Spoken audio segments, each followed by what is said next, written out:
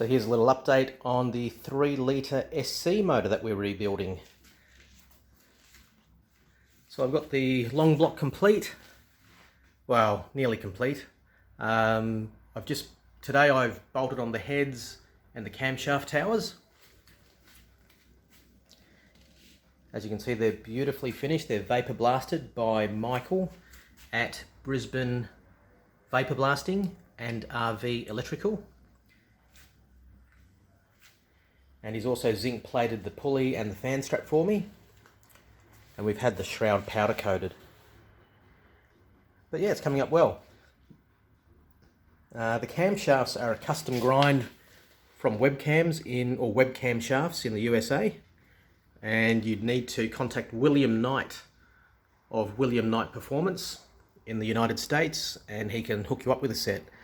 These are about the most sporting camshafts you can put in a normally aspirated CIS 3-litre SC motor without having to go for individual throttle bodies or carburetors.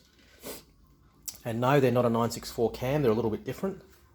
But yeah, it's probably worth contacting William to see if you can get your hands on a set. But I just thought you'd like to see how it's coming along.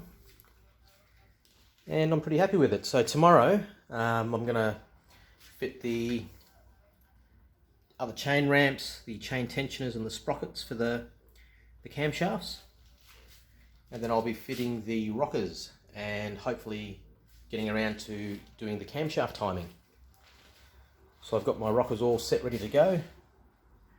These have all been rebushed and refurbished. And yeah, it's all coming together. Anyway, let me know what you think. If you like what you see, please hit me up if I can be of some help to you. Also, I really appreciate a like. You don't have to subscribe, but if you do, that'd be even better. But yeah, give the video a thumbs up. Thanks for watching.